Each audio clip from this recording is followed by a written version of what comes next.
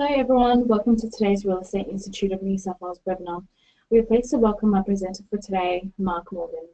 Mark is a partner in Colin Biggers and Paisley, a major Australian law firm and a passionate advocate of e-contracts. In 2015, Mark played a pivotal role in launching his firm's e-conveyancing service, utilising the DocuSign platform, and over 1,000 paperless contracts have now been entered into via this remarkable service.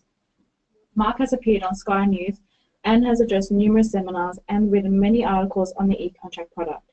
He has also represented all Australian REIs in the joint submission to the Commonwealth and all state and territory Attorney General, calling for reform of the National Electronic Transaction Legislation Scheme. In November 2016 edition of Australasian Lawyer magazine, Mark was named as one of the top 40 lawyers in Australia and New Zealand. This webinar is live and interactive. You're encouraged to participate by posting questions to the presenter via the chat box, which is located at the bottom right corner of the screen. If you are experiencing any difficulties such as loss of sound during the webinar, please dial 02-8267-0509. This number is also located in the chat box. I will now pass you to Mark to begin the webinar. Good morning, everyone. Today I'm going to speak about the Strata Schemes Development Act Part 10, which was actually enacted in 2015, but only came into effect on the 30th of November 2016. The other parts of the legislation which are relevant is Schedule 8 to the Strata Schemes Development Act, which deals with pre-existing strata schemes, and the Strata Schemes Development Regulation Part 6, which deals with formalities to be attended to in the process that's dealt with. The process that we're speaking about, of course, is the collective sale or redevelopment of an existing strata scheme. And let me start with a little bit of background. When the bill was passed in November 2015, the Minister who was promoting the bill advised that there were at least 75,000 strata schemes then in New South Wales, and they were increasing at the rate of 100 a month. If that figure was correct, and I'm sure it was, then we're probably approaching 80,000 strata schemes in New South Wales today.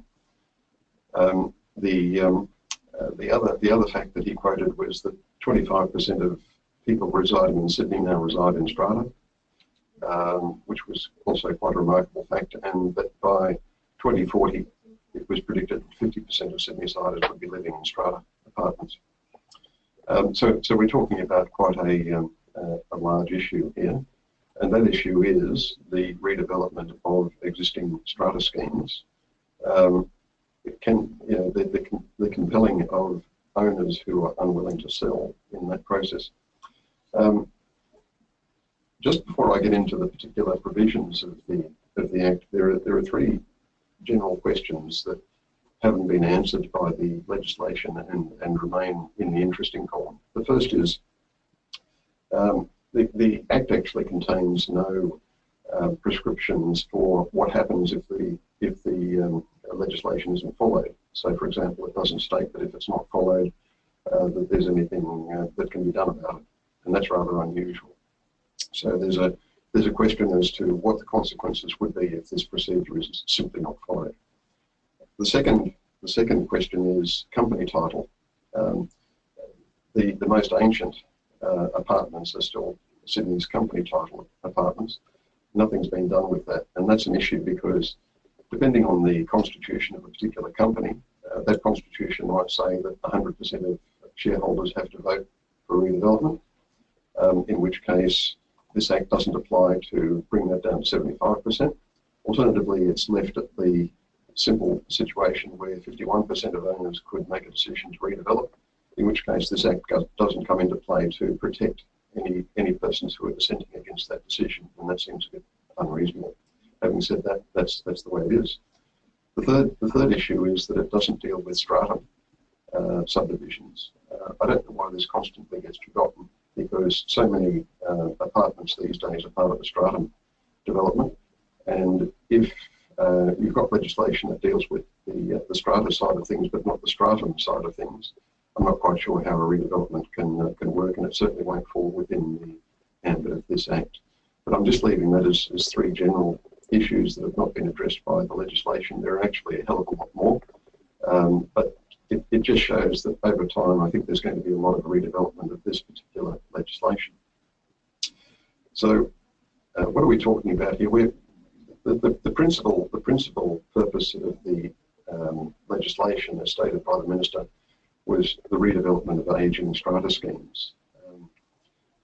Nearby where I live, there's a railway station, for example, which is surrounded by a whole series of 4 apartment walk-ups.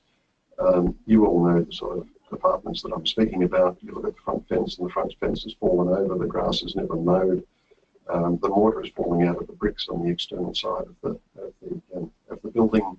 The windows don't need shades because they're usually covered with the week's washing that's hanging from the windows. These are in real need of redevelopment, and most of the owners there would actually like to see it redeveloped. The problem up until now has been that if you're part of a strata corporation, everyone would have to agree to sell if the property was going to be redeveloped or sold to a developer. 100% of the owners had to vote in favour. As everyone who has lived in an apartment knows, or anyone who's been a strata managing agent knows, there's always at least one person in the apartment block who's either thoughtless or unthinking or brainless or unreasonable or just plain obstinate. And the ability for 100% of people to agree on a proposition such as a resale to a developer or a redevelopment is something that simply can't be forced on that person, and that's why it so rarely happened in the past. The principal purpose of this legislation was to overcome that by introducing a system whereby 75% of the owners agree, then a sale to a developer can occur, and anyone who dissents against that can be forced to go along with the process. So let me just take you through the process, and I'll try and do it in a way that doesn't put you to sleep. It's very difficult though because it's so highly technical, and if the process isn't followed to the letter, then it fails. And if a process fails, it can't be recommenced for 12 months. So it's quite a serious issue if it does fail. First of all, the legislation doesn't automatically apply to existing strata schemes. As the Minister said, as of November 2015, there were approximately 70,000 existing strata schemes. So actually, this legislation didn't apply to any of them at that stage, and that's the need for. That's brought in the need for the transitional provisions. What has to happen is that if anybody wishes to apply this legislation to an existing scheme, there has to be what's called an opt-in. And the opt-in process is that there is a general meeting of the Strata Association, and if 50% or more of the owners approve, then the legislation applies to the strata scheme. So if a developer comes along and wants to buy out a strata scheme, or if any of the members of the strata scheme want to redevelop their properties extensively, then this is the first process that has to occur, an opt-in. That's done by bare majority, however, that doesn't require the 75%.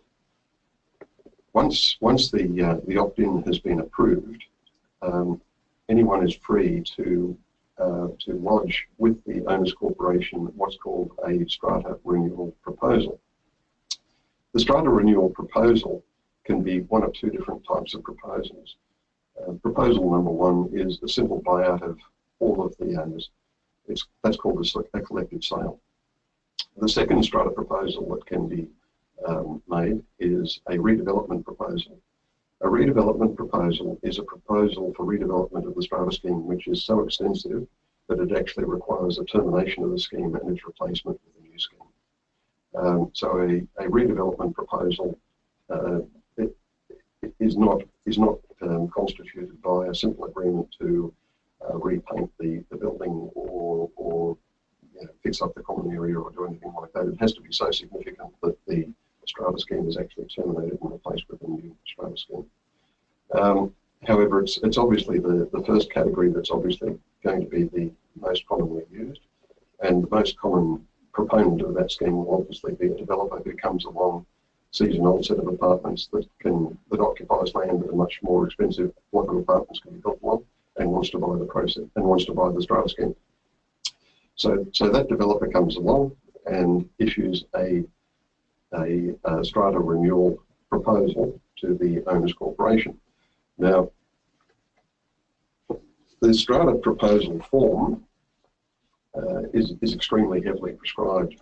So heavily prescribed, I'm actually going to read it out, and I'm sorry for just reading it out, what the provisions are in order to understand just how technical it is. First of all, the proposal has to commence with a warning notice, which warns all of the owners as to the potential impact of this proposal on their ownership of the apartment. Obviously, the form has to include the name of the proponent, usually the developer. It has to provide details of any financial interests that the proponent already has in the strata scheme. It has to include a general description of the proposal and the purpose of the proposal. It has to disclose how the proposal will be funded. It has to include an estimate of the total cost of obtaining an order from the court for approval of the proposal. And it has to provide details of whether the proponent will provide any monetary contributions towards the reasonable costs and expenses incurred by the strata committee in considering the proposal. It has to state whether the proponent is going to provide any monetary contributions to this process. It has to advise whether there is potential for any of the owners to buy back into the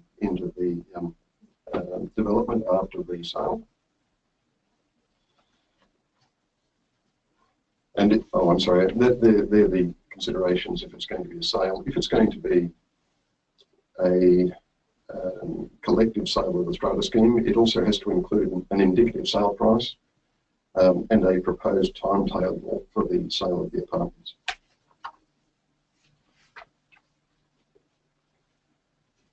If a developer provides this proposal to the owners corporation, the strata committee, and for all of you who like me are a little bit older, that's what the executive committee used to be called. It's now called the strata committee.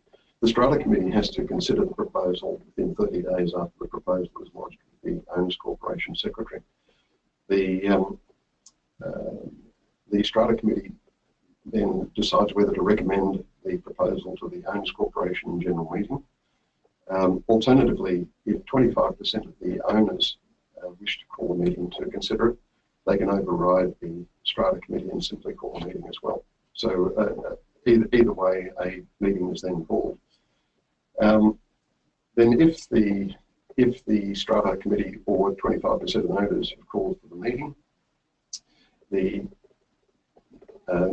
owners then decide in that general meeting whether the proposal is going to be taken further.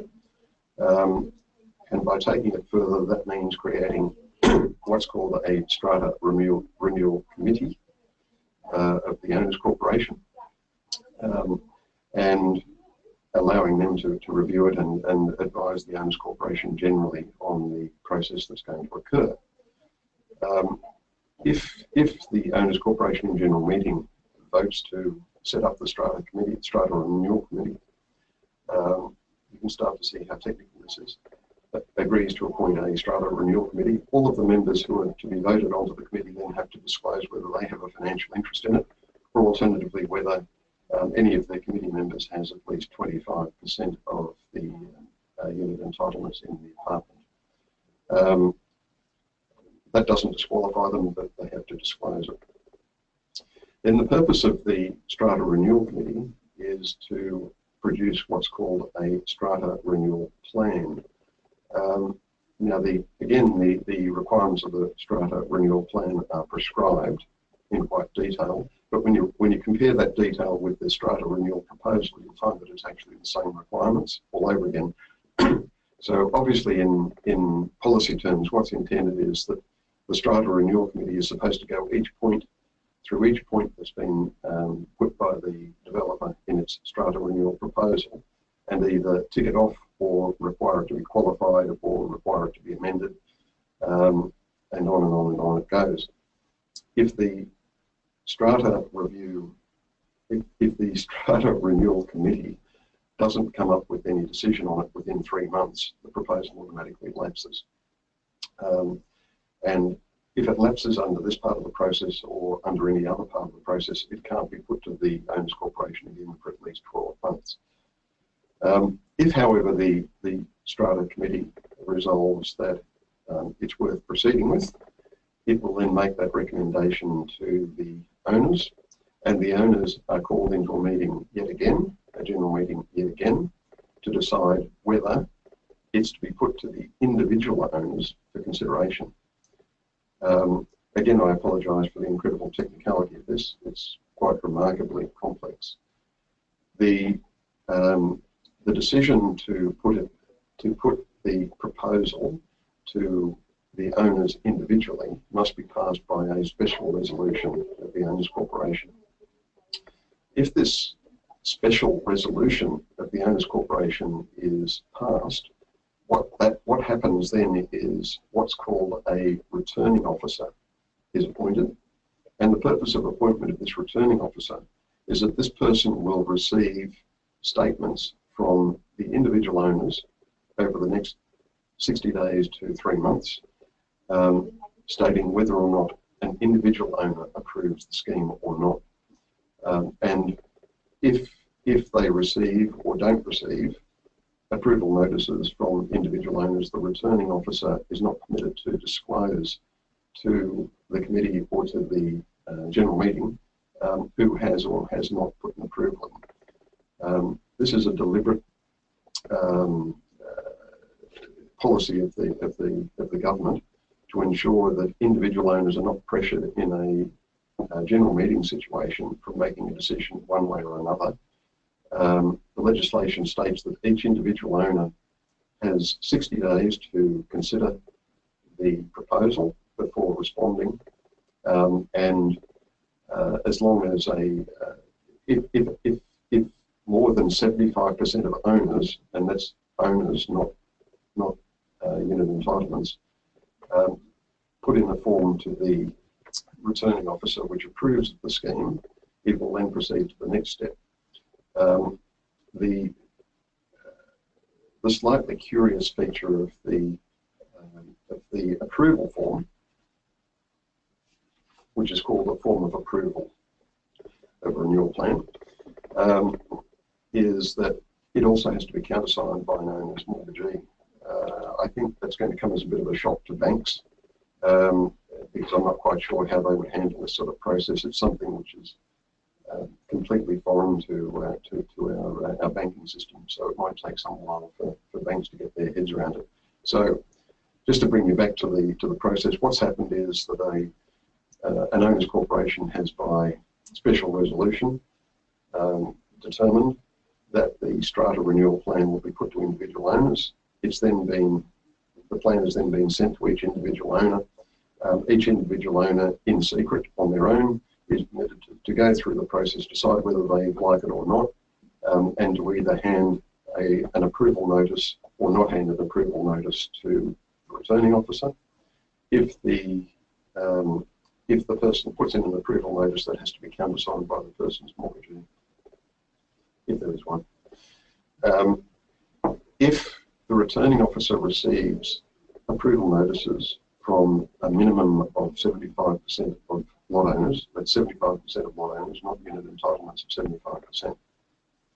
The returning officer then so advises the strata committee, and if that advice is given to the strata committee within 3 months, then a general meeting is called to approve the scheme.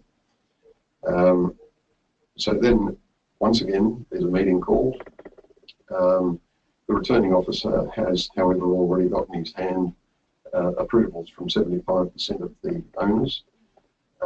It's something that's already been recommended by 75% of the unit entitlements, so you would be very surprised if it would be voted against. At that stage, it's only a bare majority of owners who need to approve the scheme. The reason for a bare majority is because, as I said, it's already been voted in favour by 75% of the unit entitlements and 75% of the total number of owners in any case. the government obviously decided that the process had been tortuous enough at that stage. So then there's this general meeting which approves, gives what's called basically final approval to the plan from the Owners Corporation. But believe it or not, that's not the end of the process.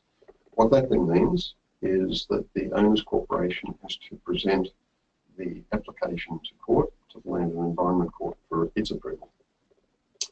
And in doing so, what has to be done is basically it has to provide the Land and Environment Court with the strata renewal plan. The court then is provided by the returning officer with all of the forms that have been filled in by the owners, which approved the plan.